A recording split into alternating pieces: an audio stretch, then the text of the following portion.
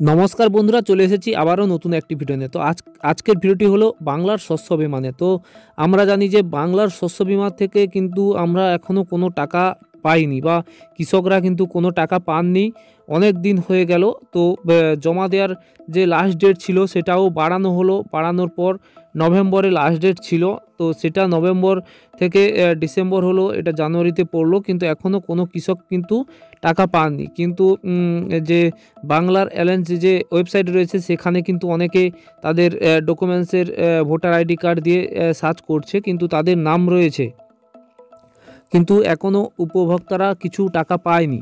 তো এখন নতুন আপডেট যেটা এসছে আপনাদেরকে জানাবো যে বাংলার যে শস্য বীমার তাতে কিন্তু এবছর আমাদের রাজ্যের যিনি মুখ্যমন্ত্রী রয়েছে উনি কিন্তু উদ্যোগ নিয়ে, বা কৃষক যে রাজ্য যে কৃষকের প্রধান রয়েছে উনি কিন্তু উদ্যোগ নিয়ে এবছর কিন্তু কৃষকরা যাতে শস্য বীমার আওতায় আসে তার জন্য কিন্তু সময় বাড়িয়ে এবং ভালো করে প্রচার করে সবাই যারা কৃষক বন্ধুতে যাদের যাদের নাম রয়েছে সবার কিন্তু প্রায় এই শস্য বীমার জন্য কিন্তু আবেদন করা হয়েছে।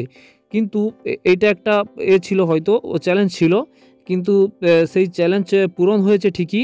কিন্তু হয়েছে কি, আগে যেভাবে ধরো যেসব কৃষকরা শস্য বীমার জন্য আবেদন করত সেই জায়গার যে তাদের জায়গা যে ছিল সেই জায়গায় ঠিকই রয়েছে, কিন্তু এখন উপভোক্তা প্রায় 1.5 লক্ষ বা 2 লক্ষর বেশি হলেও, মানে আগে যে পেত যারা তার থেকেও এবছর কিন্তু 1.5-2 লক্ষর বেশি হয়েছে বা আরও অনেক বেশি হয়েছে, হলেও জায়গার পরিমাণ কিন্তু বাড়েনি। মাথা পিছু দেখা যাচ্ছে 2-2.5 কাঠা করে জায়গা। তাহলে এই জায়গার ভিত্তিতে দেখা যাচ্ছে বাংলার শস্য বীমাতে টাকা কিন্তু খুব একটা বেশি পাবে না হয়তো, কিন্তু তাদের যাতে সবাই পায় সেই জন্য কিন্তু আমাদের যে যে রাজ্যের যে যিনি প্রধান রয়েছে কৃষি প্রধান, উনি কিন্তু এই যে লিস্ট বা এই যে যারা যারা যারা আবেদন করেছিল তাদের কিন্তু সকল নামের লিস্ট কিন্তু উনি পাঠিয়ে দিয়েছে ওপর মহলে, কিন্তু এখনও অবধি কোনো টাকা মেলেনি। তাই আমাদের ভারত যে কৃষি দপ্তরের প্রধান রয়েছে উনি বলেছে যে প্রত্যেকটা অঞ্চলে গণস্বাক্ষর করে চিঠি লিখে আবেদন করে উনি কিন্তু পাঠাবে, মানে আমাদের মুখ্যমন্ত্রীকে চিঠি দেওয়া হবে বা চিঠি দেবে, এই রকম জানিয়েছে। এবং মুখ্যমন্ত্রী সেই চিঠি পেয়ে কী করেন উনার বক্তব্য উনি হয়তো বলবেন। আর এতজন আবেদন করেছে তাদের জায়গা, যাদের এবছর যে বন্যা বা যে ঝড় হয়েছিল সেই ঝড়ের কারণে কিন্তু সবারই প্রায় ক্ষতি হয়েছে, এবং সেই ক্ষতির জন্য কিন্তু সবাই প্রায়, মানে প্রথমে ছিল বৃষ্টি হচ্ছিল না তাই কিন্তু চাষ করতে পারছিল না, তারপরে যদিও বৃষ্টি হলো তারপরে সবাই চাষ করলো, কিন্তু চাষ করার পর কি হলো, বন্যা এবং ঝড় হয়ে সব কিন্তু মানে ক্ষতি হয়ে গেছে, সবার নষ্ট করে দিয়েছে সেই বন্যা বা ঝড়।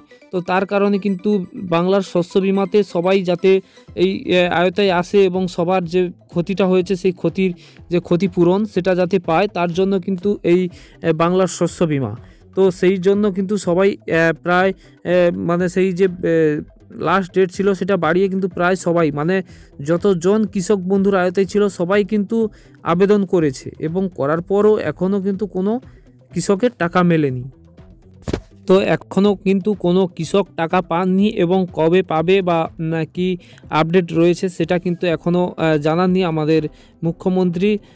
তো এখন কিন্তু সবাইকে সবার যে গণমাধ্যমে যে সিগনেচার করে বা স্বাক্ষর করে চিঠি পাঠাবে, সেটাতে সবাই কৃষকরা যদি চিঠি সবাই সিগনেচার করে যদি চিঠিটা দেওয়া হয় হয়তো খুব তাড়াতাড়ি আমাদের বাংলার যে শস্য বীমার যে টাকা সেটা আমাদের অ্যাকাউন্টে হয়তো আসতে পারে।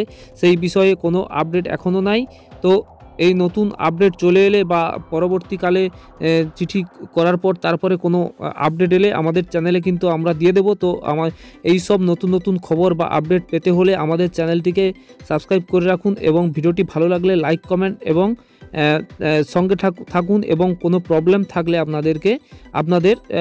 আপনাদের যদি কোনো লক্ষ্মীর ভাণ্ডার বা আদার্স কিছু নিয়ে প্রবলেম থাকলে সেটা কমেন্ট করে জানাতে পারেন, এবং সেই নিয়ে নতুন ভিডিও এবং নতুন সন্ধান করব আমরা, এবং সন্ধান পেলে আপনাদেরকে নতুন ভিডিওর মাধ্যমে আমরা জানিয়ে দেব।